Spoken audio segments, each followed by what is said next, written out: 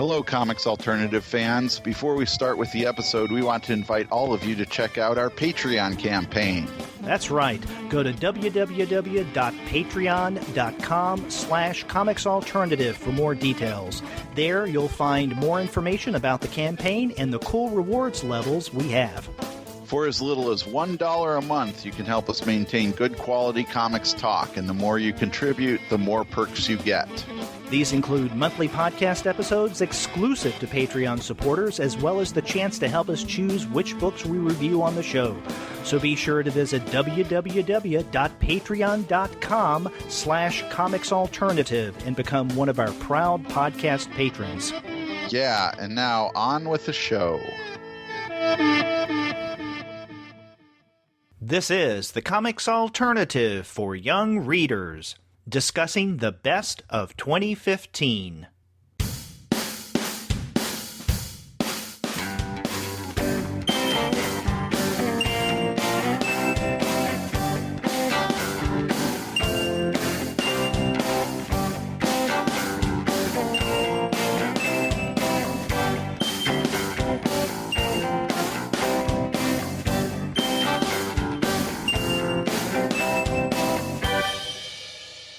Hello, and welcome to another episode of the Comics Alternative for Young Readers. I'm Andy. And I'm Gwen, and we're two PhDs talking about comics for young readers. And on this episode of the Comics Alternative for Young Readers, we're going to take a look not at our usual two new books, but at what we think are the best books for young readers published in 2015. We hope our lists might also serve as a gift guide for people looking for good graphic novels for young readers in their lives. But before we get into our lists, Gwen, we want everybody to know that this episode of the Comics Alternative is brought to you by the fine folks at Discount Comic Book Service. Go to dcbservice.com for all of your pre-ordering needs. You can get Marvel, DC, Image, and Dark Horse titles for 40% off the retail price, and other publishers you can get from between 20 and 35% off the retail price. Sometimes the specials are 45 to 50% off the cover price, and sometimes, believe it or not, the discounts are even more impressive than that. That's right, Andy. And this month there are a couple of great kids bundles over at Discount Comic Book Service. First of all, DC brings us two more exciting volumes from Scooby-Doo. Scooby-Doo, yay! Scooby-Doo Team Up number 14 and Scooby-Doo Where Are You number 65. These would retail for $5.98, but you can get them on Discount Comic Book Service for the low price of $2.98. And just as a teaser, I will say that the image on the cover of the Scooby-Doo volume that they're showing has Scooby-Doo and Shaggy underwater riding a seahorse with Trident. So, hey, sounds like some exciting reading there. But we also have a Marvel Universe bundle. It includes Marvel Universe Ultimate Spider-Man Spider-Verse number 3, The Avengers Assemble Season 2 number 15, and Guardians of the Galaxy number 4. And originally these would retail for $8.97, but you can get them at Discount Comic Book Service for only $4.47. These are great values for the young comics readers in your life. Wow, that's some great stuff. You know, I'm really intrigued by the Scooby-Doo with the underwater and the trident. That really sounds cool. Yeah, it looks interesting. I will be reading it, so I will let you know next time what happens under the sea. So. Well, all of our listeners should go and check that out at Discount Comic Book Service. And when you do, tell them the two folks with PhDs sent you. That's right. You know, this is a really fun time of year. We were just talking off mic about it, our exciting holiday plans and what we had eaten for Thanksgiving. But, you know, Hanukkah's on its way, Christmas, Kwanzaa, so there's going to be a lot of opportunities for folks to buy comics for children. And I'm really excited today for us to talk about a number of titles that we liked this year.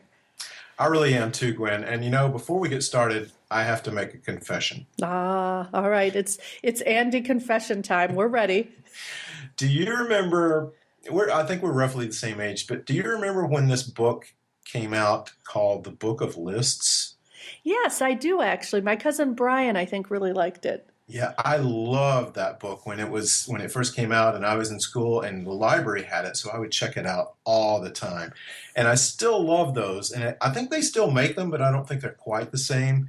But I love that type of thing. I love everybody. Anytime there's a best of the year list, I don't care what it is. I'll read it or listen to it, even if it's like the best salads of the year or something like that. Salads that I'm not really interested in. I'm still going to read it. So I'm really excited about this show because we're going to talk about the best books that we read for young readers in 2015. And it turns out that this time we did actually have a couple of overlaps. And do you want to save those till the end, Andy? And maybe we can talk about the books that we chose in common at that point. And maybe we can just go back and forth now with comics that we thought really were deserving of special recognition this year. Yeah, that sounds like a good idea.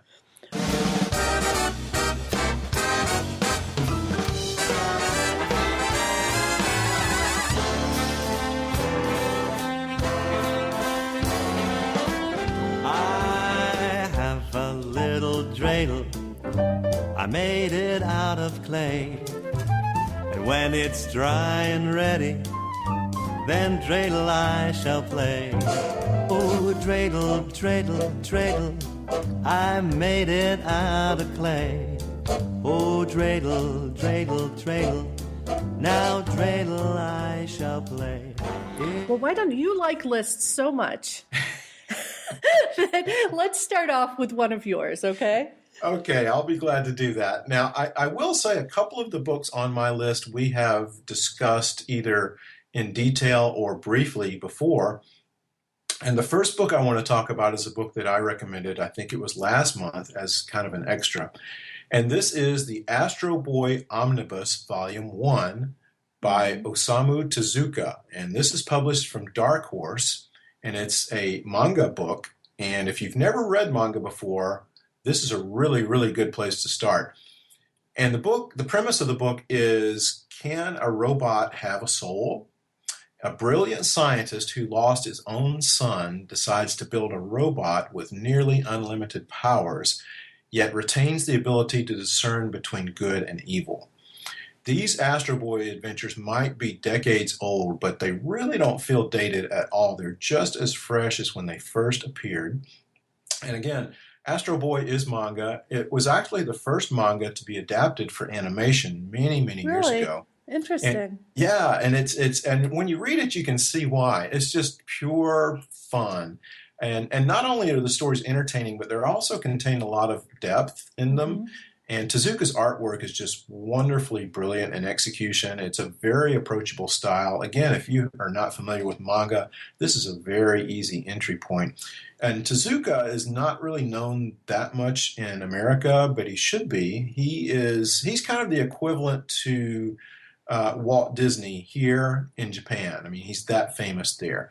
And these Astro Boy editions, these new omnibus editions, are really, really thick. I think this one's about 600 pages.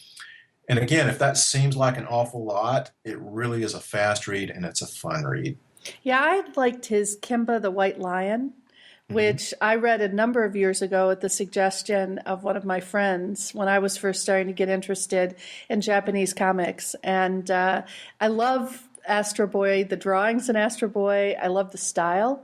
It's very approachable. So I agree. I think if you have a young reader who is starting to find an interest in this subject, I think that the comics are very easy to follow and are really enjoyable. So good pick. Well, thanks. One thing I like about it also is a lot of parents come into the library and they see that we have a lot of manga on the shelves.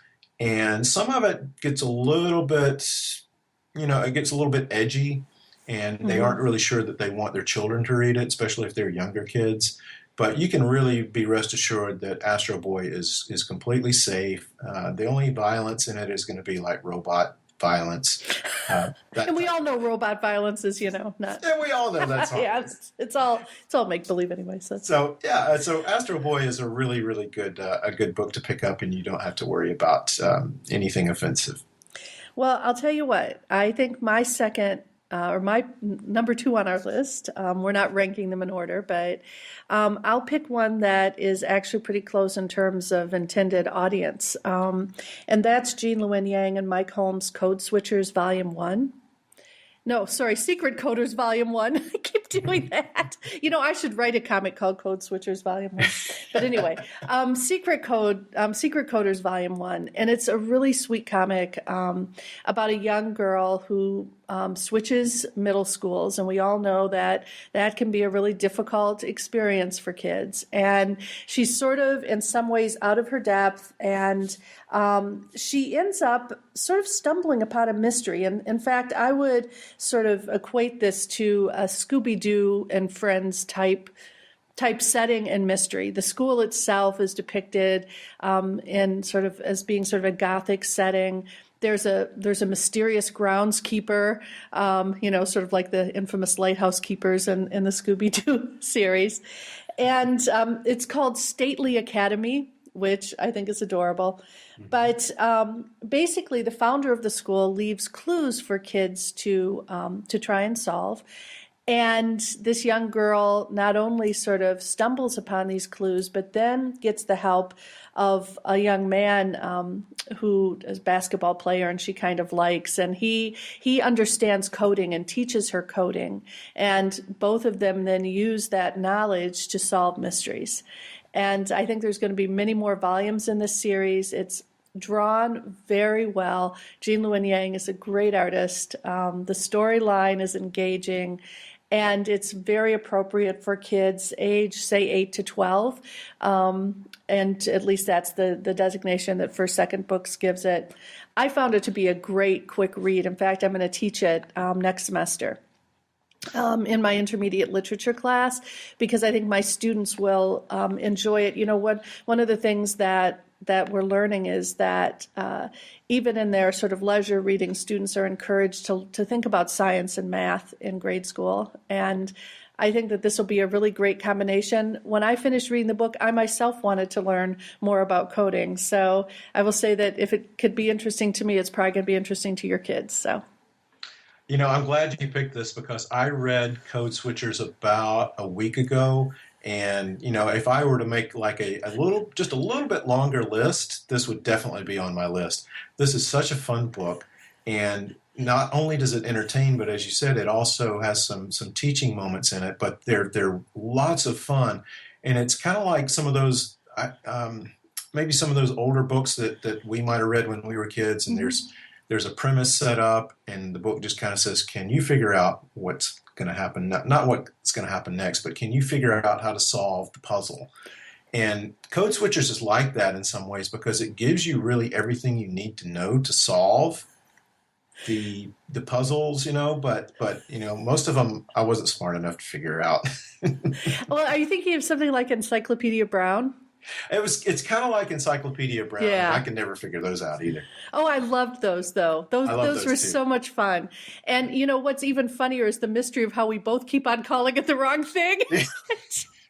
So apologies to Jean Lewin Yang and Mike Holmes, but it's Secret Coders Volume 1. Oh, it's Secret Coders. But no, it's my fault. I started us down that path. But it is that way. In fact, sometimes the chapters end sort of challenging the young reader. Could you figure out what's happening next? So it's really a page turner, but you learn a lot too. And I really hadn't understood. I'm ashamed to admit the premise behind coding, and now I feel like I have a much better understanding of it. So. Yeah, and even if you don't know anything about coding, number one, you're going to learn something, and number two, you're going to have just a great time reading the book. And I'm so glad there are going to be more books in this series coming out because I can see this as being a really long-lasting series that's a lot of fun. And I think kids are just going to eat this up. Yeah, absolutely. It's one of those, if you put it in their stocking, they'd be reading it Christmas Eve probably. So I strongly suggest this one. It's a great book. All right, so we each have had one. What's your next one? Okay. My next book is called The Curdles, and that's Kurdles by Robert Gooden. And this is a book that comes from Fantagraphics, which is a company that publishes really more titles for grown-ups than for younger readers. Right. But they do have some younger reader titles. And The Curdles may be an all-ages comic, and although it might not connect with all kids, for those kids that have an appreciation of things that are a little bit strange and a little bit weird, maybe a little bit twisted, it's going to be a big, big hit. If you just take a look at the cover, you're going to see that there's an owl flying and carrying a cute little stuffed bear through the woods. But it's also raining, and the bear is carrying a stick. And the bear is carrying a stick for a reason.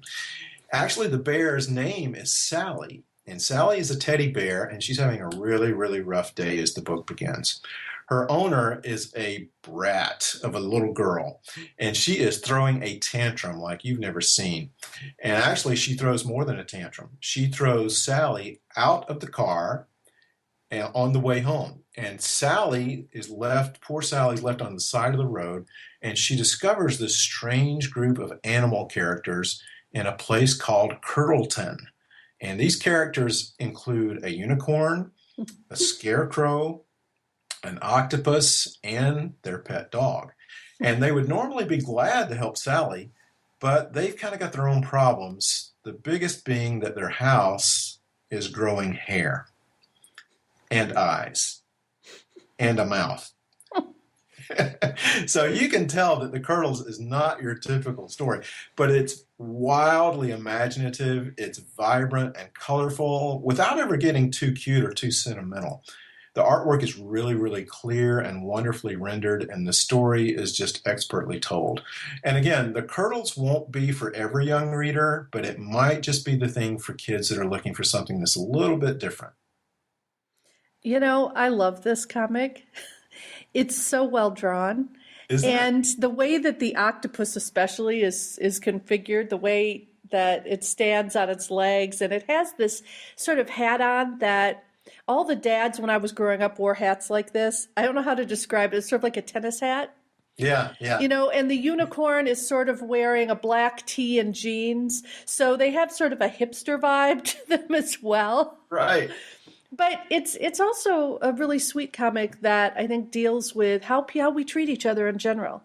Mm-hmm. I mean, you're right that it starts off with a little girl treating her teddy bear in a way that, you know, was destructive and cruel. And the teddy bear is panicked, and Sally's trying to figure out how to sort herself out. And so it's also, I think, a text that talks a little bit sort of beneath the surface about how we treat each other. And I just adored it. I'm glad you liked it too, Gwen. And you know, this is one of those books that I hope finds a big audience. You know, Fantagraphics is not a huge publisher, but for indie comics, they're you know, one of the bigger companies out there. If you have a kid that likes a book like Where the Wild Things Are, mm-hmm. they might just like The Curdles. And the book is kind of the size of a picture book. It's only about 60 pages long, but it has just absolutely gorgeous art. One of the Goodreads reviewers that I ran across called it Winnie the Pooh on acid, which I don't know if I would quite agree with that, but there's a little bit of truth in there. And again, just like Astro Boy, there's nothing objectionable in the book, but it's weird enough that a lot of kids, and maybe even some adults too, would enjoy it. Yeah, you know, I think this would be a great comic to share with a kid. It is an all ages comic. It feels very dual audience inflected to me. There are things that appeal to, I think, an older reader that might also be something that maybe wouldn't be picked up on by a younger reader, but could be in a discussion between them. So this would make a great read aloud book, I think. And as you said, it's drawn in such a way that kids would be able to follow it very easily, and I think would enjoy it very much. I love the art in it. I just think it's beautifully done. So, yay. Yay. Yay, good choice. Well, Gwen, tell us about your next choice. Well, I think that I will keep with the middle school theme, or at least the slightly younger reader theme, and talk a bit about a text called Awkward. And like Secret Coders, it's a text that has a educational agenda buried very deeply. So it's not going to be one of those heavily didactic books that kids don't like to read. But actually, it's bringing up something which is a current topic of debate in our country regarding education and what we should value. It follows the story of a young woman who's very artistically inclined, who joins her middle school's art club, and she develops a crush on a young boy who is part of the school's science club. And even though this sounds really boring in the sense that the first really serious conflict is who's going to get the funding from the school in order to carry out their initiatives, the reality is that it actually, sort of in the way that the Miles Morales series begins with a discussion of charter schools and what, trying to get kids the best education they can, this comic sort of sets up the idea that perhaps it's important for young people to be exposed to a variety of subject matter. Being only interested in science or only interested in art isn't a good idea, especially since those disciplines actually share a lot in common. Mm. So it on the one hand, it definitely has, I think, the feel of maybe Raina Telgemeier's Smile, or one of those sorts of comics, because there is a light romance theme that works through it. And it's very much dealing with issues that middle schoolers deal with. Like in one part of it, I don't know if you had a chance to look at it, but in one part of it, Peppy is, the young woman is trying to sneak a note into Jamie, her crush's locker, and all the things she has to go through just to get the note in the locker without anybody knowing that she's put it there. It really brought me of mind, back to junior high, or what we now call middle school. And so it's a really sweet comic, and but it's dealing with some really important issues about education as well. So I think it'll be a great, idea for both young girls and boys who love comics. It's a very quick read. It's well drawn. I really loved it. I thought it was a lot of fun. And it's called Awkward. So, that pretty much is the epitome of how most middle schoolers feel. So I think that a lot of young kids would really enjoy this. Well, Gwen, this has been on my list, and it's kind of come and gone in the library. Sometimes I notice it on the shelf, and then I go to get it, and somebody's checked it out. Yeah. So I'm not really surprised, but I'm glad to hear that it's on your list of the top books of the year. And it sounds like a book that, like you said, it sounds like it's sweet, and it discusses some important themes. But it sounds like also that it's one of these books that might just be timeless. I mean, you could read it in any year, because those issues, the awkwardness of those years, that just doesn't, unfortunately, change. When we went through those years, they were awkward. They're still awkward now in 2015. It seems like this is a book that really speaks to all people, regardless of what side of awkward you're on.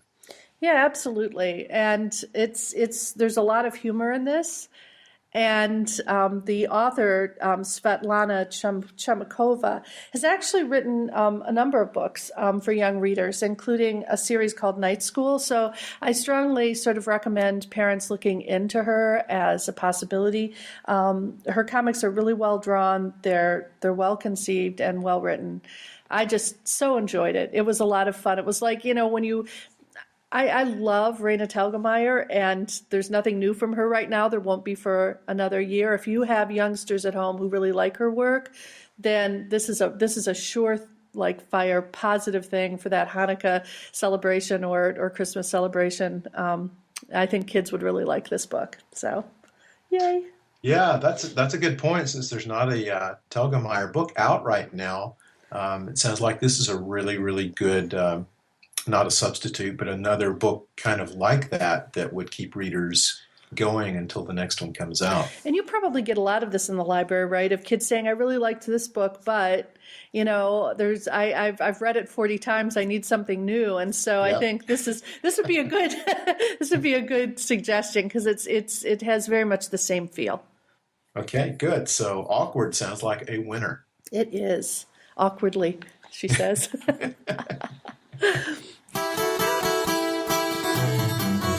Oh, Hanukkah, light the menorah. Let's have a party, we'll all table will give you a treat. Sit opening to play with that logic has to be. And while we are playing, the candles are burning low. One for each night they shed a sweet light to remind us of days long ago. All right, what's up next?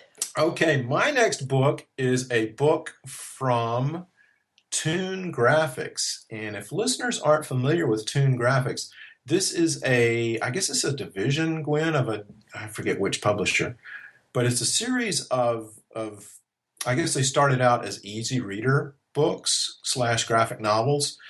And this book is called Lost in New York City, a Subway Adventure by Nadia Spiegelman and Sergio Garcia Sanchez. Now, the book opens with Pablo. Pablo is having his first day of school at a new school, and it is not off to a good start. Not only does he have to deal with problems of going to a new school, new teachers, new classmates, but his mom has put Pablo's teddy bear in his backpack to keep him company at school. You can imagine. But, fortunately, Pablo's classmates don't hassle him too much about the bear.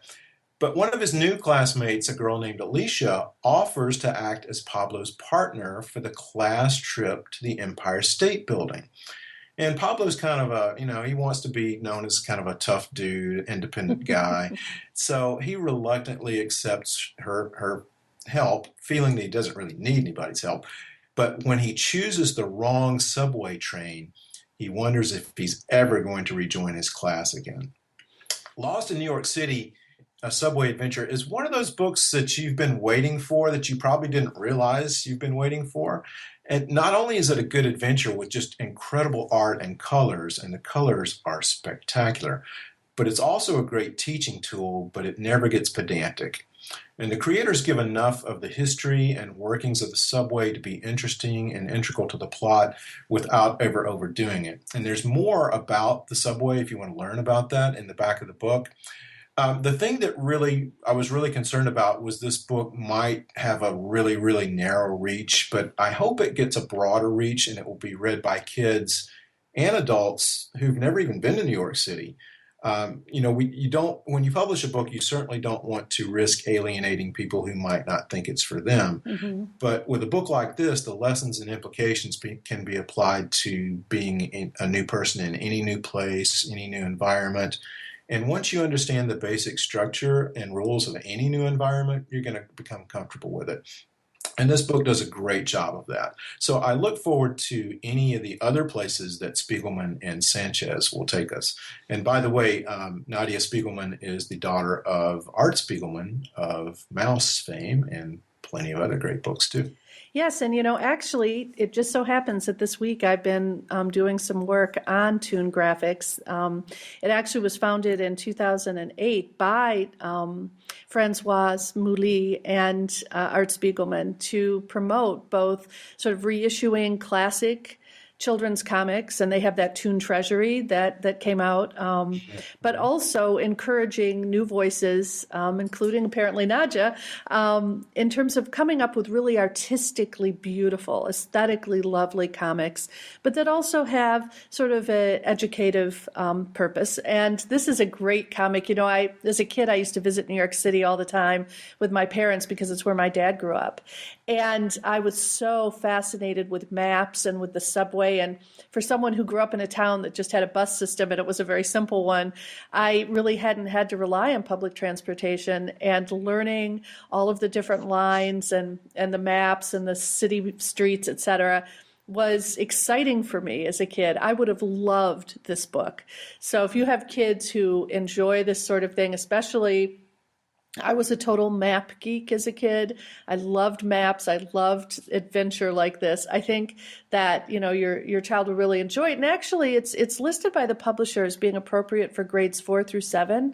And I think your upper L and early middle school kids would like it as well, because even though the protagonist is a bit younger, the situations that are encountered and the things that happen are pretty relatable for most young kids. And I really thought it was beautiful to look at as well. I love the color scheme.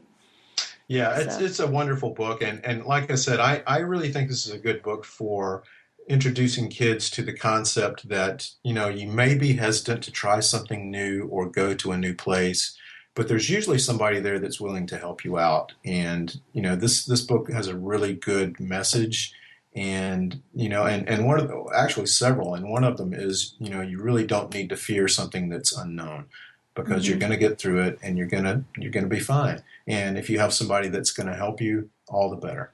Absolutely. Well, if taking a subway ride for the first time is challenging, I think you'd agree that reading Shakespeare for the first time might be challenging too. Yes. I think I know where this is going. Yeah. I was a kid who absolutely loved drama and I loved poetry. And I was fortunate enough to grow up in a home where my parents read to me not just children's books, which I, of course, enjoyed and have gone on to work with, but also to read me classics and the fiction that they happened to be reading at the time. And when my father introduced me to Shakespeare, he had been an actor, so he was able, in some ways, to show me not only how to read the lines, but to understand what was going on. Because for a young reader, not only are you dealing with the hurdle of an older version of English, right, but you're also dealing with subject lines that sometimes just are difficult for young kids to understand. And I always find it interesting that Romeo and Juliet is the play that so often is taught in middle school and high school, because it's a play that not only obviously is a tragedy, but it's sort of dealing with subject matter. I think, let me put it this way, I think it's often taught because the protagonists are young, but I would argue that there probably are other plays that kids might identify with a bit more that they don't typically get till college. But at any rate, I was really fascinated to find that First Second Books has started this series by Ian Lindler and Zach Galiongo called the Stratford Zoo Midnight Review. And their first volume was Macbeth, one of my very favorite plays. And the premise of this series is that there are these animals living in the zoo, and when the zookeepers and all of the guests leave in the evening, they put on theatricals. And so, for instance, in the version of Macbeth, Macbeth is played by a lion, and he's a very proud lion. And you basically listen to the play or watch the play unfold from the perspective of the audience, which are also animals. And so you'll have them eating popcorn and throwing it at each other and making funny sort of jokes about what's going on in the stage. So it's extremely lighthearted. So when you think about it, when you think of Macbeth and you think of Romeo and Juliet, lighthearted is not typically what comes to mind. That's true. But in order to make these plays relatable, I think more relatable to young readers, the author and the illustrator have decided to get the kids to focus on the play from the perspective of being an actor or being an audience member. And actually in Romeo and Juliet, they completely shift things around. First of all, I have to say Romeo is a rooster and Juliet is a bear. I love it. I do too. It's like if you could think of two animals that would have a lot of trouble getting together, this might be the two. But instead of being in love with each other, they become best friends. So it takes away that sort of maudlin love plot and focuses not only on how they become friends, but instead of committing suicide, they go into hibernation. So there's that. And in the end, really, it's a text that focuses on kids, learning to treat each other with respect and to avoid feelings of sort of prejudice or preconceptions about each other. But the thing is, this is a comic that's filled with gags and one-liners, and yet really respects the original text, even though it alters it a bit. There's a lot of respect for Shakespeare's language, and I would argue that this would be a wonderful text to share with a child first, before then sort of taking them through the play itself, because they would by then understand a lot of the tropes and concepts, and it would, I think, be a much more enjoyable read. So, this is a great text. It's, listed for ages 7 to 10 by the publisher. It's the Stratford Zoo Midnight Review presents Romeo and Juliet, and it's just really, really well done. I'm so glad that you picked this, because I remember listening to you and Derek talk about this during the Was it the Publisher Spotlight? Yeah, it was on First Second Books. On First Second Books. And I thought that this and I haven't read it yet, but it seems like an awful lot of fun. But the main thing that really appealed to me is, here are a couple of creators that are having fun with the Shakespeare story, with Romeo and Juliet, and making it approachable, even if some things are changed, but they're making it approachable to young readers. One of the big problems I have, Gwen, is we have so many parents that come in and they want their kids to read classics, and sometimes they just want them to read it too early, and they're not ready for it. Mm-hmm. And Shakespeare comes up a lot, and a lot of times a young reader will try Shakespeare, they'll get frustrated, and they'll think, I don't want to do this anymore. I don't ever want to read any more Shakespeare again, ever. But something like this is it seems like it's a really easy access into Shakespeare. It's fun, but you don't have all of the language hangups that you might have. But still, the intent of it seems like it's intact. Yeah, and this is one of those situations too that I appreciate because it focuses on the performativity of the text. I mean, these plays were meant to be performed, and because that's the context of the comic, kids get that sense. In other words, the actors are reflecting on their performance and on what they're wearing and how they're putting forward the language, and the audience members are responding to the performance. So, it underscores that when you're reading a play, you really need to work on imagining what it would be like to have these lines said out loud by an actor.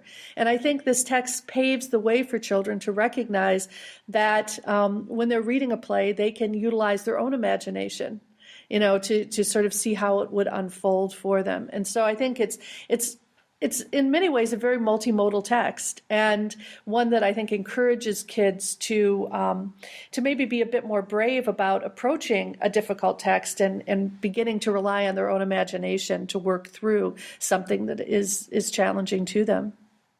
Well, it sounds like a really, really fun read. And again, we hope that this will be a good title to put on someone's holiday list. And I also really suggest the Macbeth version. I mean, the Macbeth, I know I'm not supposed to insert something extra in there, but really their treatment of Macbeth is wonderful as well. And reading reviews, many people have listed that one because it was the first one that came out and I think got a great deal of notice. So I didn't want to short shrift that, but it came out in 2014. So I had to keep to our 2015 list. But it really is a great book. So. No, it's okay to mention some other stuff, so that's fine. Okay. In fact, I'm going to mention a book that was not published in 2015, but only to set up the one that I do want to recommend next. All right. And the first book I want to recommend, the first book in this series, was called Nathan Hale's Hazardous Tales, One Dead Spy. Are you familiar with these, Gwen? Yes. Oh, I love these. Well, to tell you a little bit about the first book has Nathan Hale, who was a spy, and he's about to be executed by the British. He was spying, and he actually was, I think, America's first spy that was executed, if I'm not mistaken. Anyway, he was tried as a traitor to the British Empire. So Nathan Hale is on the gallows. He's about to be hanged for treason. But before he gets hanged, a huge history book flies down and engulfs Nathan Hale within its pages, and then it spits him out. And from that crazy experience, Nathan Hale knows everything that's going to happen in history. So the hangman is ready to hang him, and the provost is there. They're standing on the gallows, and they're saying, "Do you have any last words?" And Nathan Hale says, "Well, I hate to tell you guys, but you're going to lose the Revolutionary War." And they're like, "No way. The sun never sets on the British Empire," and the whole bit. And Hale says, "Yep, you guys are going to lose. And let me tell you how it happens." So he goes through and he spins this incredible tale, which, of course, we know if we know American history, but they don't because they're living in it right now. And he tells them this fantastic tale about how Americans are going to rebel against the British Empire, and we're going to found our own country, and we're not going to rely on the British anymore. And by the end of the book, they are so enthralled that they've forgotten that they're supposed to hang this guy. And And I think it's the hangman says, well, can you tell us another story? And he says, yes. Next time I will tell you about the American Civil War. But now night has fallen. And, the guys realize, well, he's gotten out of this because he's told us this really great story, but we're going to hang him tomorrow. And so it's kind of one of these Scheherazade 1001 Nights. As long as Nathan Hale keeps telling these historical tales, he won't get executed. And the books are just absolutely wonderful. And, Gwen, the thing that I love about them is, and it sounds like it's very similar to the Stratford Zoo Midnight Review, there's enough history in here, factual history, that is really, really good. But Hale also has such a good time injecting humor in the stories. And, I mean, they're all drawn in a kind of a cartoony style, but they're in a historical style, too. So readers that may not like history or may think they don't like history, they're going to have a very, very approachable book, a very, very fun book, and a very, very humorous book. And One Dead Spy is the first book in the series. There's also a book about the Merrimack and Monitor, the ironclads of the Civil War. The Donner Party, which is called the Donner Dinner Party, which, you would not think would be a very good topic for a children's comic, but it really, really is. And then there's a book on World War I, and the most recent book is The Underground Abductor. And Nathan Hale here has really, really done it again. He's giving the readers a graphic novel treatment of a historical event that's engaging, entertaining, humorous, but he never backs away from the power and the frequent unpleasantness of the subject matter, especially here, because Nathan Hale tackles slavery, the Underground Railroad, and Harriet Tubman's pivotal role in securing freedom for many, many slaves. And, I really don't know how Nathan Hale does it, but he combines all of these elements together, the history, the cartooning, the fun, and it's just a great, great series. And since we got them in the library, we just cannot keep them on the shelves. That's great. They are great. I would recommend these for kids ages 8 and up. And they are just absolutely wonderful. And, if you do have any quibbles about the history being kind of fudged a little bit in favor of making a good story, Nathan Hale actually puts all of the bibliography in the back of the book. So if kids want to read more about these actual events, they can. And by the way, they're called Nathan Hale's Hazardous Tales, not just because the character in the book is Nathan Hale. The writer and illustrator is also named Nathan Hale. It's funny because I've read One Dead Spy. That's the one that I've read, and it's the first in the series, and it's where the premise is set up. And you're right about this text being a lot like the Midnight Review, because on page 9, I'm just looking at it right now, Nathan Hale is talking to the hangman, and he says, "Do you have no regrets?" And he says, "No, I spied for my country and I do it again." "Ah, patriotic stuff. That's good," says the hangman. "Give me liberty or give me," what was it, "a sandwich?" So there's these moments like throughout this of these sort of gags, etc., that are amusing. So, I think it's one of these texts that also helps kids to sort of understand the power of visual imagery. I mean, these guys are standing on a scaffolding. This man is about to be hung. There's the hangman's noose is standing between Nathan Hale and the executioner. And so it's an edgy kind of setting, but as you say, it provides the impetus for some interesting storytelling. So, yeah, I found these books to be fascinating when they first came out, and my students have actually talked about having read them as well. So they're very popular. Yeah, you really can't go wrong. And Gwen, I'm glad you brought up the nature of the books. I mean, there's some edgy things in the books. I mean, when you're talking about the Donner Party, and then the book on World War I, which as we know was a brutal, brutal war. Hale does a great job of balancing, the horror of those situations with comedy. And again, I don't know how he makes that balance, but it works. And you're never really grossed out enough to stop reading, and you're never really laughing so much that you forget that what you're reading is a serious thing. But again, the balance he comes across is just wonderful. Well, absolutely. I think it's a very well done series, and again, sort of one of these texts that is teaching something in a way, but does it in such a way that it's really enjoyable. It brings out kids' curiosity about what happens next, which, after all, is what we all like. I mean, that's what keeps me reading a book, and That's right. so.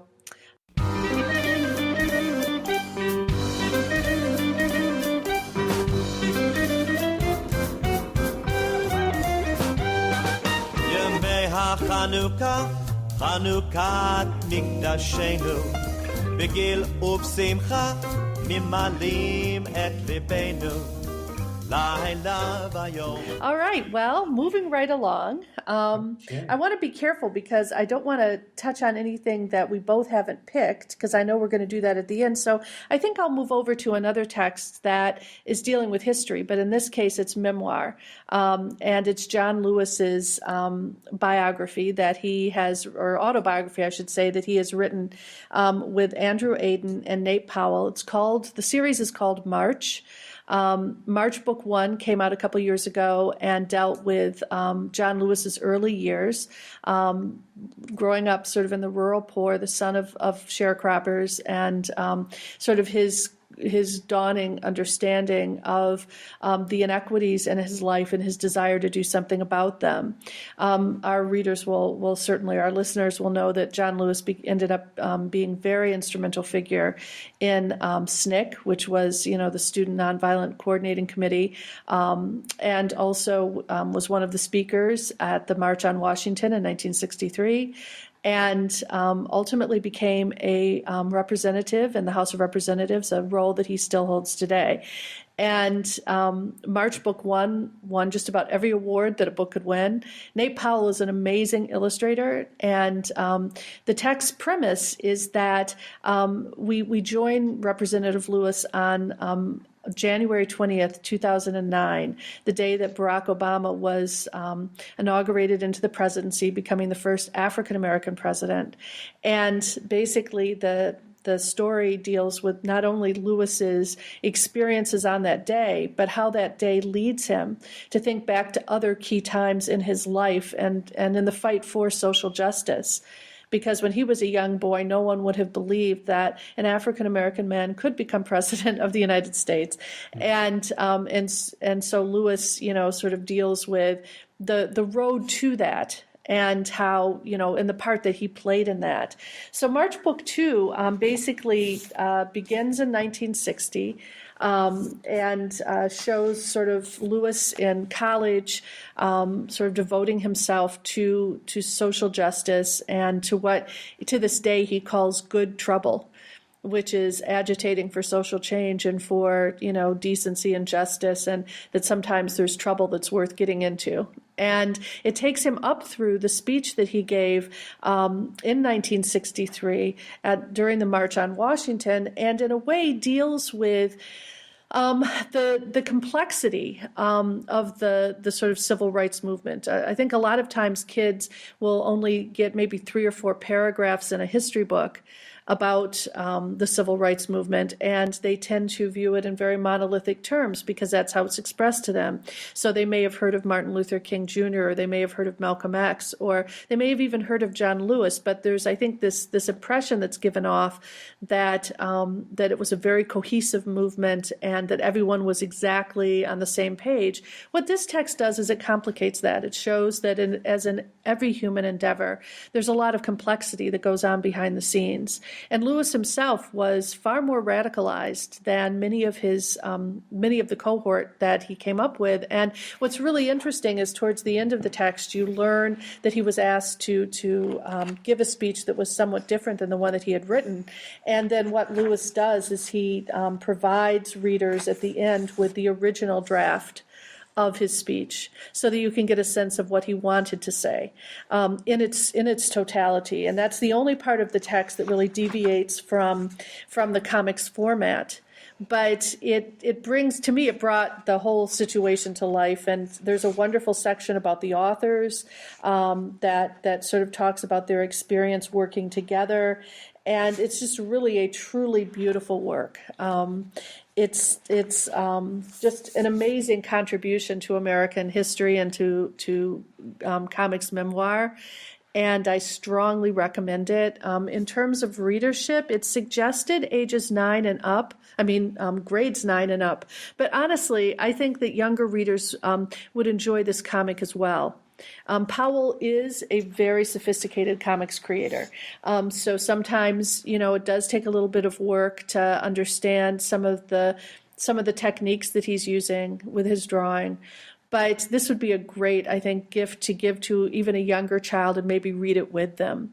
Because it does deal with violence. It deals with the reality of what young people like Lewis faced growing up in a very segregated, very racist society. And so there is sort of they don't spare, discussions of some of the brutality that occurred, but that's a very topical issue today as it was then.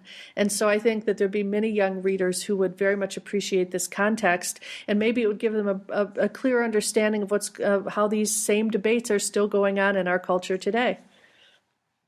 Gwen, I'm really glad you picked this book. I really enjoyed the first book in this series, and this book, I think, even surpasses it. Mm-hmm. And one of the reasons I think it does is because the authors, John Lewis, Andrew Aden, and the illustrator Nate Powell, really, really bring the era to life. It really just jumps off the page. There's more tension in this book. There's more conflict. There's more violence. You can see the things that were building up in that first book now have nowhere to go. It's like being in a pressure cooker, and things just happen, and it's a very volatile situation. And I was impressed how much restraint is exercised here. But, like you said, there are so many things that we see here that maybe growing up as adults were kind of glossed over, or we didn't get the whole story, or maybe teachers might have been afraid to tell us really how bad some of these things were. But here we actually see not only how bad things were, but the resilience of the people who went through them. So it's really, really wonderfully done. And I had a really great conversation last year at Small Press Expo with Nate Powell, and he actually told me that like me, he's from the South. And so that gave him a different perspective on this, because so much of the intolerance that occurred there, and he's able to portray that in a way that really feels it really feels honest, and it doesn't feel forced. It feels almost like we're watching a documentary, mm-hmm.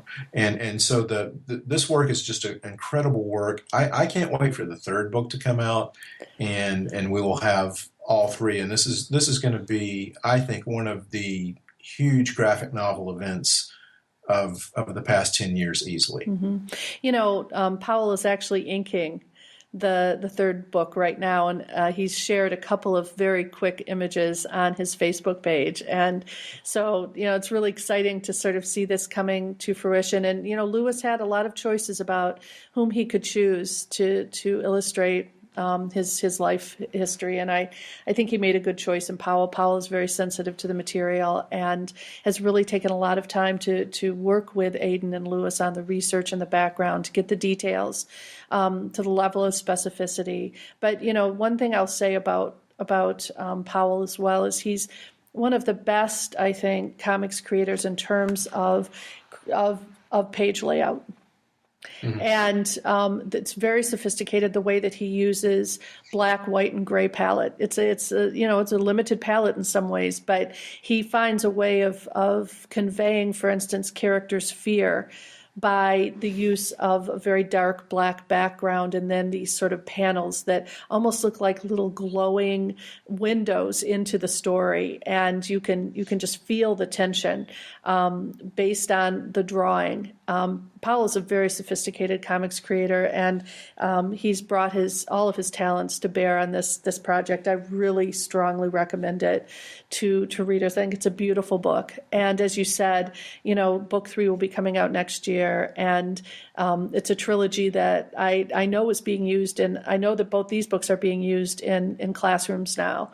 And I think that's so wonderful, because I don't know if you remember your history instruction, but for me, the only thing that really brought history to life were my teachers when I was a kid in school, because the textbooks were so dry, filled oftentimes, as it turns out, with inaccuracies or very strong sort of social and cultural leanings that were difficult for kids to pick up.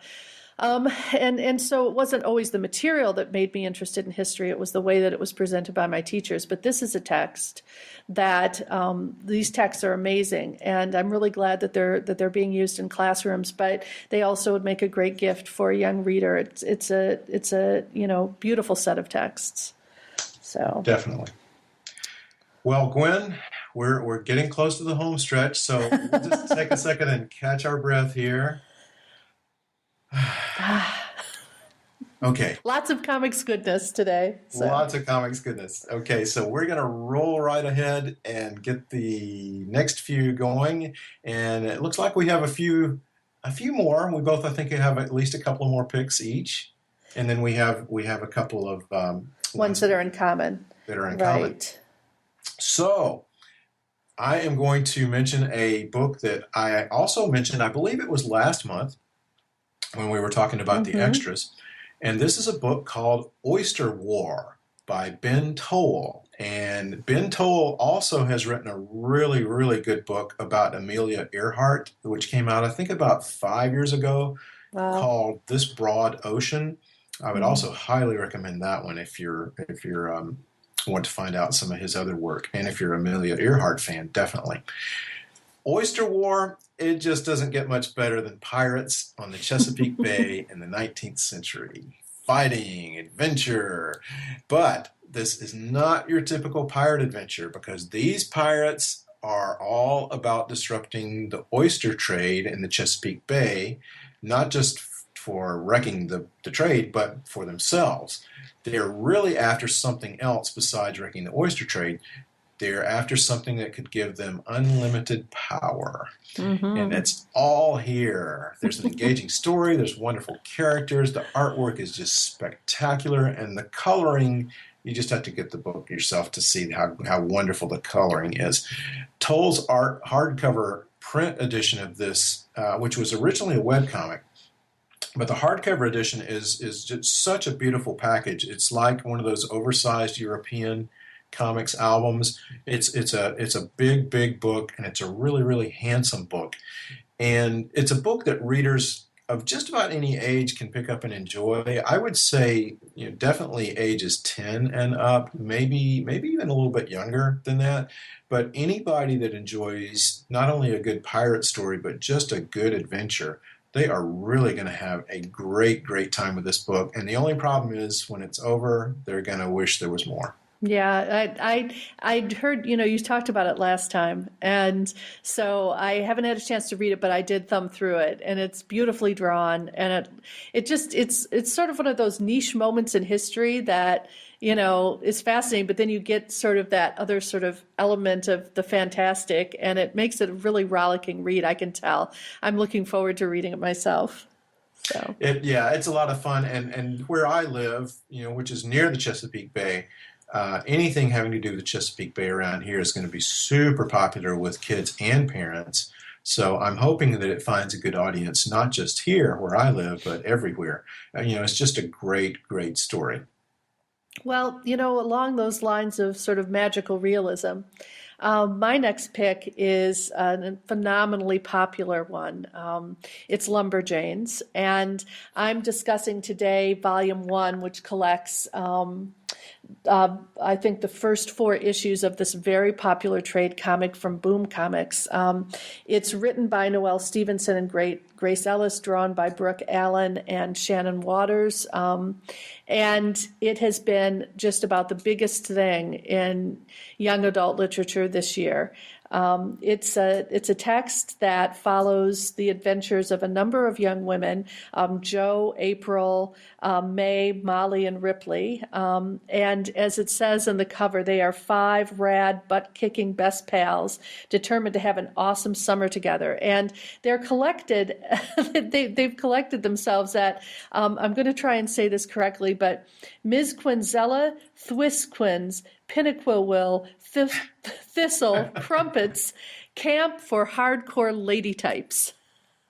Now, That's pretty good. I have a special fondness for this text because it harkens back to a series of books that I worked on for my dissertation. I was really interested when I was in grad school in texts that were written at the turn of the last century that encouraged young women to go out into the world and to follow pursuits that had originally been set aside only for young men. And one of the ways that women in the late 19th and early 20th century encouraged young girls to get out into the world was by writing series fiction that showed girls doing things like going to college, going camping, etc. So my dissertation focused on books like the sort of college girl series books, the Nancy Drew mystery series, the Ruth Fielding series, the Outdoor Girls of Deepdale, the Campfire Girls, all of these sorts of books that were hugely popular about 115 years ago, and that encouraged many young women to imagine a future for themselves that went beyond just simple domesticity. In many ways, one of the key elements in these texts was the idea that young girls needed to band together collectively in order to enter male spaces like colleges or campgrounds, etc. And in a way, that's what this text is underscoring as well, that in fact, the motto that the girls have at camp is friendship to the max. And no matter what their difference is, and these are very diverse girls with very different sort of interests, etc., but they really do band together. And yet the text is also set in a somewhat fanciful sort of way, because there are all sorts of secrets and interesting animals and things that they encounter, and they earn badges as you work through the series. And the first badge is the Up All Night badge, which I think is absolutely charming. It's the idea that while campers have a lot of fun during the day, some really interesting things happen once the sun goes down, and those girls who are brave enough to venture out after dark will actually have a lot of fun, exciting things happen to them. And this seems like sort of the antithesis of the way that kids are encouraged to behave, and especially in the era of helicopter parenting. And so this is a great sort of very liberatory comic. One thing I will say is in subsequent volumes, you learn that one of the campers is actually transgender. So it's also a text that is showing that there's many ways to be a young woman or to be a hardcore lady type. And, I just think it's really an exciting series for young readers. I've enjoyed it immensely. And the suggested age range is grade 5 and up. And, I think that's a pretty reasonable age range. There is a lot of text. There's a lot of adventure. There's a lot of color. These are very colorful, active comics. And I just really have enjoyed them so far. So. Gwen, when a book like Lumberjanes comes out, and when it came out, there was a lot of hype about it. And I don't know about you, but when I hear about something that's really, really hyped a lot, I'm always like, okay, can it really, really be that good? And Lumberjanes was hyped quite a bit. And I have to admit, when I read it, it deserves all of the hype that it gets. I think it's a wonderful book. I did not know what to expect. And like you said, it is the characters are so, it's very, very easy to latch onto these characters. We don't get a lot of the backstory, as you kind of alluded to in the first volume, but we get enough that we understand definitely what's going on, the situation, and we get enough of each character. But the adventures are so fun, and to me it was kind of like reading a different type of Adventure Time. Mm-hmm. It's kind of like that, but it's a little bit more normal, but in some ways not so normal. But these girls have such a great time together, and they have even though they're all very, very different characters, they have this bonding that's going on in the book that's unmistakable, and you can't picture any of these characters not being with the others. The stories are fun. This is the type of book that's been long overdue, and I'm glad that it's here. One really nice feature of this collected volume, too, is that you get a number of variant covers, illustrations in the back. There's a sketchbook. In fact, the sketchbook is set up in such a way that if a young reader were interested in drawing, there would be it would be fun to sort of see how these things are put together. I just can't speak highly enough about this, and I love the little Lumberjanes pledge, which is, I was a Girl Scout for years, I'll admit. I went to Camp Fair Winds. The winds were fair. They were right near Flint, Michigan. Let me tell you, the wind was fair. But I really loved camping. I loved being a Girl Scout, and some of my happiest memories from childhood are things that we did as girls in camp. But this is a little bit different. This text suggests that it's important for young people to really sort of question the world around them. Even the pledge that the girls take as part of the Lumberjanes camp is somewhat subversive, and it's a great text. I really love it so much. I think that young readers will really enjoy this book, and it did win an Eisner. So really exciting to see, especially comics by women comics creators getting so much recognition. And this is yet another one, that is. So it's just really exciting. Yeah, and it's another great title from Boom, who has come up with some really, really good stuff this year. Yeah, we were talking about it. Actually, if you want to get a hold of the original issues, especially of the first 8 or 9 of these comics, they're actually becoming somewhat rare. I know Boom expected it to do well. I'm not sure they expected it to do as well as it did. And when I set about collecting all of them, I think I was telling you, it took me a while to get a hold of issues of every single comic that's come out. I think we're up on issue 18 now, or 19. Mm-hmm. So if you're interested in collecting these, you might want to get on that, because I have a feeling that this comic is not only going to continue to be successful, but that original issues of the comic are especially the early editions, are going to become very coveted in the future too. So. And a little bit later in the show, we're going to tell you how you can get a nice hardcover edition of the first 8 issues of Lumberjanes, but again, that's a little bit later in the show.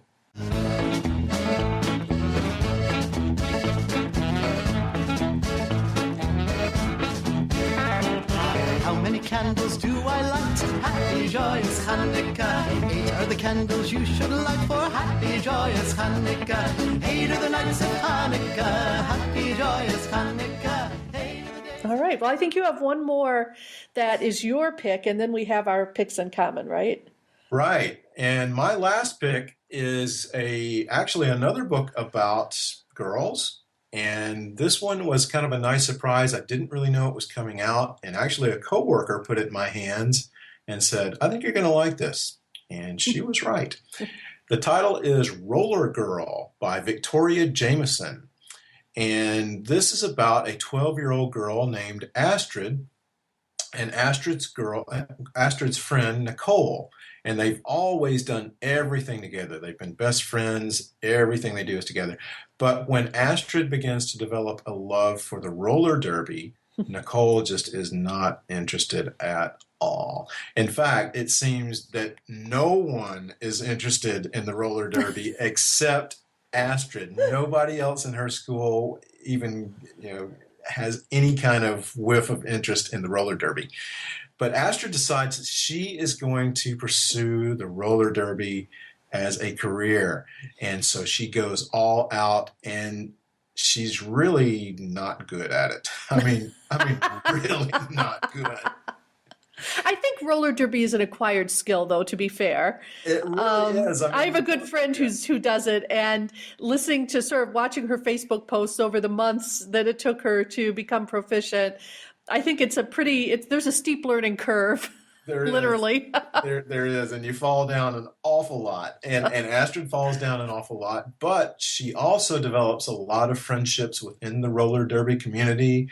So this is not only about friendship, it's also about sports. It's about pursuing a passion that the people around you don't understand. And I think that's one of the strengths of this book is, a lot of times young people will gravitate to something and it feels like they're the only person in the world that's interested in this. And, this was really, for people like us, that grew up pre-internet, if there was something kind of like, on the fringe that you were interested in and nobody else in your school was interested in it, you really had a hard time staying dedicated to it. But Roller Girl is one of those books that explores that. And again, it's about friendship, sports, pursuing your passions, and so much more than that. Again, we brought up Raina Telgemeier, and if you're a fan of Raina Telgemeier, you are definitely going to want to pick up Roller Girl. It's a trade paperback. It's like many of the books that we've talked about today, is filled with color. And it's a very quick read, but you can have a lot of fun rereading it. It's just a really, really good book. I would recommend it for ages 10 and up, maybe even a little bit younger. Yeah, it's a really fun read. And, again, yet another book that is written by a woman comics creator and, is dealing with a young girl coming of age. And in fact, now that I think about it, the next two books we're talking about are doing the same thing. And in a way, what we're reflecting is what's happening in the industry as well. That increasingly young women are the readers of comics. And that said, however, one of the other really wonderful things that I'm noticing in my own students and in their experiences as intern teachers is that young men are reading these books as well. In other words, I think we're beginning to move into a time and a place where reading is no longer going to be hopefully as segregated as it used to be. Young women, of course, were expected to read everything that was, almost everything we were given to read dealt with male subjectivity. But young men would, it's so funny when I talk to my students about their reading habits. When I first started teaching children's lit, it was over a decade ago. So obviously at that time, my students had grown up in the late 70s and in the 1980s. And a lot of the young men in the class said that they had read Judy Blume's novels, but that they found other book jackets to put around them so no one would know that they were secretly reading books about girls and their experiences. I think that we're moving into an era now where, young men are reading Lumberjanes. I know that for a fact because I've had a lot of conversations. I was just at a Comic-Con recently, and one of the people there was talking about young men coming into the comic store and asking for Lumberjanes. So, these books are I'm just so excited that there's not only a greater diversity and variety of comics for young readers, but that comics reading looks to be sort of becoming, something that kids will read a book if it's a good comic. And, and they can imagine themselves identifying with someone who is different, at least in some ways, than they are. That's exciting. It is exciting. And this is another one of the situations that we run into in the library all the time. We have a lot of, sometimes parents will come in and they'll say, well, I want my son to have a boy book or I want my daughter to have a girl book. It's really more of a hang up for the adults than it is for the kids. They just want a good story. Yeah. And these are good stories. And the other two books that we're about to mention, they're good stories too. It doesn't matter if you're a girl or a guy. The stories are really, really good. And like you, I am so glad that we're starting to see more diversity, not only male and female diversity, but also stories about people of different ethnicities, people of different faiths. There's just so much more. Things have come quite a ways, but there's still so much more to be done. Well, not only that, but especially in a highly visual medium. Young kids being able to see themselves reflected in comics is really important and reflected respectfully. I mean, one of the things we know as comic scholars is that, caricature, stereotyping of individuals was very common in the early days of comics. Many people who were comics creators also had side jobs, doing caricature or stereotype type drawings. And it's wonderful to have, a plethora now of texts where young people can see themselves reflected in a respectful way in the comics medium. So that's really exciting too. So it's been a great year for that. I mean, not just the comics that we've mentioned, but if readers want to, or if listeners want to look at the archives of our shows, you'll see that we've been talking about a lot of comics that present a lot of very diverse viewpoints. 2015 was a good year for that, and I think 2016 is going to be as well. I think it will too. I hope it will, and there's no indications that it's not going to be, and that's good news. Well, we have these books in common, my friend. We do. And it turns out that they're both ones that we've reviewed before, but I just love both of them so much. They went on my list, and I was excited to see that they were on your list as well. Yeah, these were a lot of fun. Would you like for me to talk about one and you talk about the other? That sounds like a plan. Okay. Well, if it's okay, I'm going to start with Sunny Side Up. Great. Which, as Gwen mentioned, we've discussed on, was it our very first? It was our very first show. Oh, wow. Seems so long ago. It does, but it's hard to believe that was it was this year. Well, Sunny Side Up, if you missed our episode on that, of course, you're always free to go back and to the website and download that. But this is about Sunny Levin, who is a young girl who has been packed off to go to Florida to stay with her grandfather for the summer. And the reason she's been packed off to stay with her grandfather is there is a problem at home. And we won't get into too much of that right now. But she thinks that maybe going to visit her grandfather in Florida is going to be fun. After all, Disney World is not that far. But the place where her grandfather lives is not anything like Disney World. It's like Misery World. Oh. It's full of old people doing old people things. And Sunny is having a really, really tough time. But she does meet a boy named Buzz. And the best thing about Buzz is he is into comic books. Yes. And they have these, they get to be friends, and they have these really, really cool adventures of their own. And part of that includes discussing comic books. And Gwen, as you mentioned before, this is one of the great things about this book is it does bring together that whole idea of boys reading comics and it being kind of a boys' world, which, for a while it was. But here is Sunny entering into that world, enjoying it just as much as Buzz, and having a great experience talking with them about it as equals. And it's just a wonderful book. Again, there's much, much more to it. There are other things going on. There's the family issues going on. It is something of a coming-of-age story. But Jennifer Holm and Matthew Holm, her brother, have done such a great job, not only of giving us a great story, but picturing what life was like in the 70s. It just, everything that they capture about the 70s is just right. I mean, having lived through it, yes, it is right on target. Yeah, I mean, this would be a fun book for parents as well, especially if you're in our age range, because there are just little subtle details, even in the illustrations, that just brought back such strong memories of that time.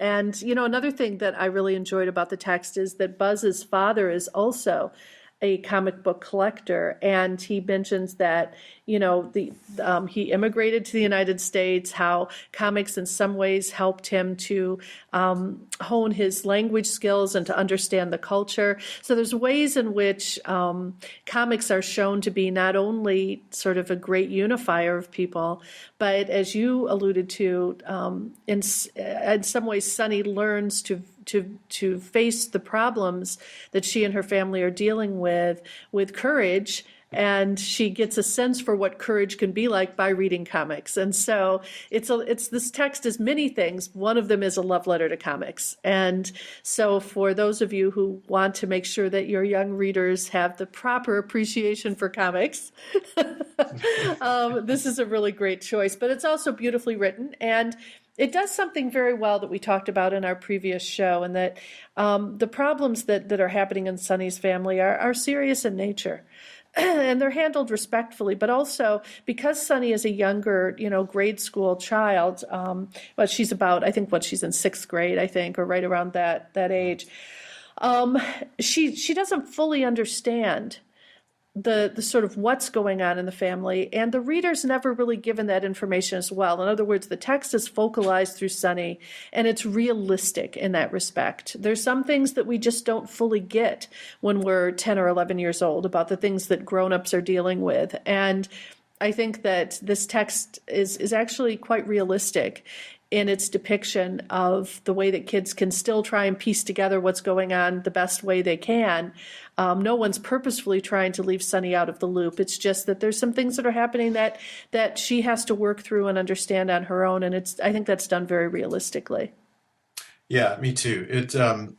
Everything works in this book. I mean, sometimes you get a book like this, and we know it's going to be something of a coming of age book, and maybe it's a little too cute or it's a little too serious. But again, kind of like the Nathan Hale books, the Holmes here just really strike a really good balance, and it comes out as we agree is one of the strongest books of the year. Yeah, absolutely. And, it's one of those things, too, where it is semi-autobiographical. So this is relating to something, at least it's vaguely touching upon some things that happened to the Holmes themselves. And so there's also sort of a personal and revelatory way that the text comes across as well. It's very beautifully done. It sensitively handles the issues in the text, and I would recommend it for any young reader. It's a really wonderful book.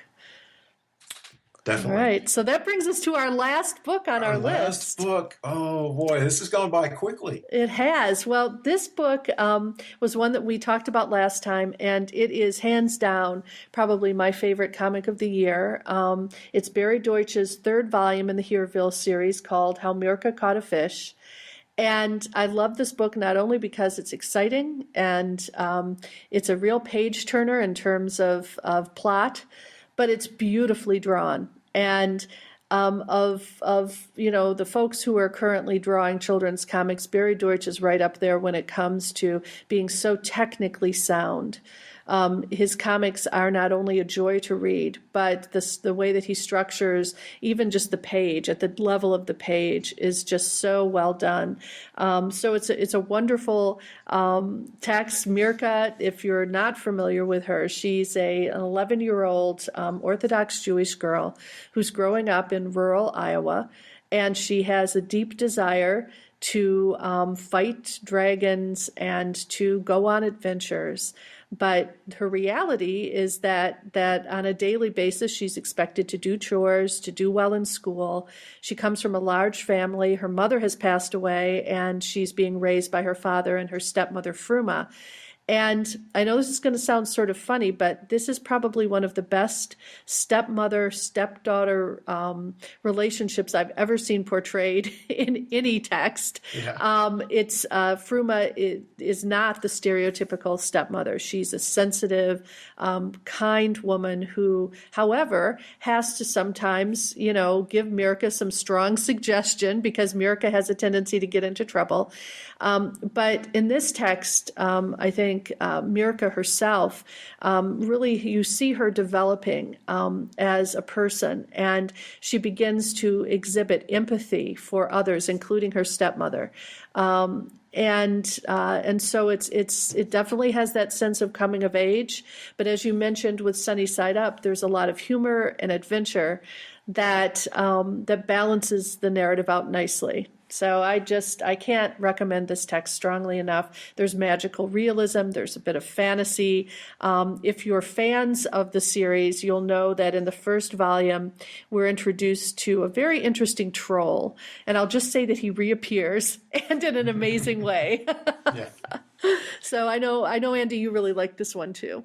I really liked it. I liked the whole series, and as we mentioned on the last on the show where we talked about this one, I think each book gets better. The first book is so much fun and is really, really good. The second one I thought was even stronger, and this third one, How Mirka Caught a Fish, I think it's the best of the three. You really can't go wrong, and you really should read all three. So if you're going to give this as a gift, just go ahead and pick up the first two books as well. Yeah, they're beautifully done. They're in paperback now, which is great. And I will tell you, I've taught these texts before. My students love them. One of the things that's nice, Andy, this is another one of those instances where many of my students are not particularly familiar with the Orthodox Jewish faith or practices. And so it gives them an opportunity to learn about a culture that they might not have known about before.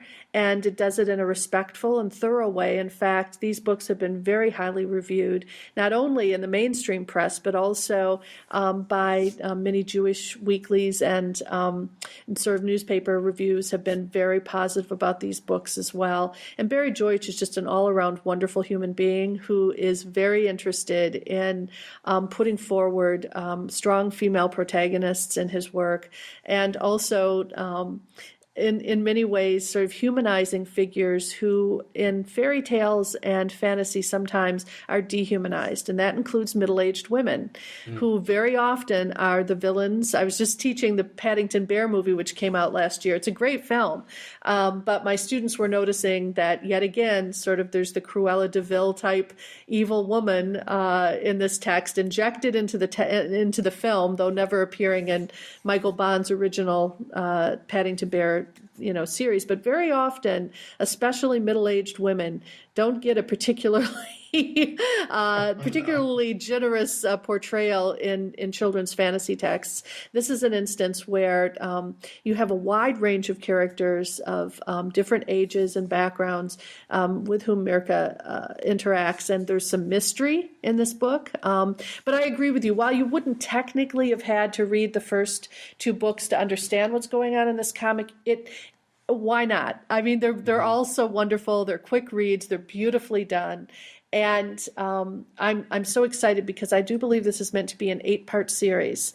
So, folks, you can still get in pretty early on, and then we can look forward to. I believe that at least originally Deutsch had said that he was going to bring Mirka up to adulthood.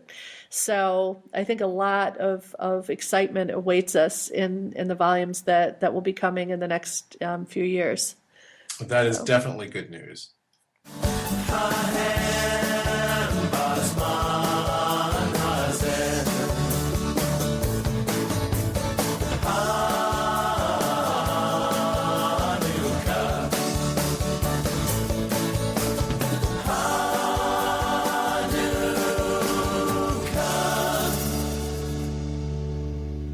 Well, Gwen, wow, we have covered quite a few books here. And we have. I'll just give everybody a quick review of all the books that we've covered. And some of these books you can find at the sister company of our sponsor, DCB Service, and that is In Stock Trades. And I'll give you that information as we go. So we started off with Astro Boy Omnibus, Volume 1 by Osamu Tezuka. That book normally lists for $19.99. You can get that at In Stock Trades for $10.99. Our next book was, I think I'm getting this right, Secret Coders. Yes. Yes, I got it. By Jean Luen Yang and Mike Holmes. That book lists for $17.99, but you can get it at In Stock Trades for $13.49. Next was The Curdles by Robert Gooden, which is normally $24.99. You can get that at In Stock Trades for $17.49. Quite a deal. Then our next book was Awkward by Svetlana Oh, dear. I'm so sorry, Svetlana. I wrote it down phonetically. Just a second. I'll pull it back up.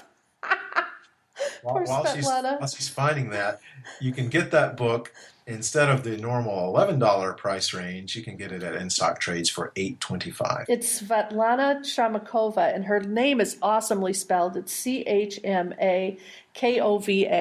So I hope I'm saying that correctly. But you're doing much better than I did. So. Well, okay, there we go. We're probably both wrong, but hey, we're trying. So we hope we'll be forgiven. That's right. Our next book was Lost in New York City, a Subway Adventure by Nadia Spiegelman and Sergio Garcia Sanchez. We followed that with The Stratford Zoo Midnight Review presents Romeo and Juliet by Ian Lendler and Zach Giallanjo. And you know, it's very important to have at least one rooster bear romance in your comics repertoire, and this can be it. You've got to have it, so you might as well get it. That's And right. you can actually save by the regular price of $12.99. You can go to In-Stock Trades and get this book for $9.74. So Oh, that's a great savings, yeah. Next on the list was Nathan Hale's Hazardous Tales, The Underground Abductor by Nathan Hale. But you'll also might want to check out the other books in that series too. We went on to March, Book 2 by John Lewis, Andrew Iden, and Nate Powell. Wonderful book, wonderful series. Next was Oyster War by Ben Toll. And this is a book that you would normally pay $29.99 for, and you can get it at In-Stock Trades for $20.99. Next, Lumberjanes. Now, Gwen mentioned Lumberjanes, the first volume. The first volume is not available at In-Stock Trades, but you can get Lumberjanes to the Max, which is a hardcover edition which covers the first 2 trades, which actually, after you read the first trade, you're going to want the second one anyway. And this is a really nice hardcover edition that lists for $39.99. You can get it at In-Stock Trades for $27.99. So you're going to want to pick that up. Next was Roller Girl by Victoria Jameson, followed by Sunny Side Up by Jennifer Holm and Matthew Holm. And we ended with Hereville, Volume 3, How America Caught a Fish by Barry Deutsch. But again, you're going to want to get all 3 of the Hereville books. Absolutely. Boy, we have had so much fun today. Wow, Gwen, this is quite a list we got. I know, it really is. And, you know, folks can check out the list, too, and the summary, the show notes as well. So if you've just been listening, you can click on that, and we'll have written up a summary for you so that you can also have a list, because we know you love lists, Andy. I do love lists. I do love them. And we hope that you love them, too, listeners. And when you do get your gift guides together, and hopefully you'll find something here that you'll want to share with the people in your life. After you get your books from In-Stock Trades, get in touch with us and let us know what you think of these books. You can contact us by going to our website at comicsalternative.com, and on the right-hand side of your browser, you should see a tab that says Send Voicemail. Click on that, and from the comfort of your own desktop or mobile device, you can send us a message through the wonders of SpeakPipe. Or, if you want to contact us the old school way, you can call us on the telephone. Wow. Hopefully it's going to be a rotary phone. I hope it rings like the old-fashioned ring. In fact, yeah, please dial. That would be awesome. Yes, and if you can, record the dial so that we can hear that. That would be great. You can call us at 415-3-COMICS. That's 415-326-6427. Or you can contact us by email at 2guys@comicsalternative.com. Or you can get in touch with us individually. I'm Wolverton at comicsalternative.com. And Gwen, how can people reach you? Well, they can reach me at gwen@comicsalternative.com. And also, we're on Twitter. Did you know that? I did. You know that, yeah, because we're always liking each other's tweets. That's right, and sharing them. So you can find us on Twitter, where we announce new content to our podcast and updates to our blog. And on Twitter, the handle is at 2guyswithphds. That's right. And you can also find us on Facebook, Tumblr, Instagram, Google+, and Pinterest. And we even have a YouTube channel, so you can access us that way too. You can subscribe to the podcast through iTunes. You can stream us on Stitcher. You can find us on TuneIn. And you can discover all of our episodes, as well as our reviews and comics-related commentary on our blog at comicsalternative.com. Well, Andy, before we sign off, I just want to say, this is a time to say that we're thankful, and we're ending the year. So I want to say how thankful I am to be doing this podcast with you, and how much I have learned just about comic studies from talking to you. You know so much. So thank you so much for just a wonderful year of talking about comics.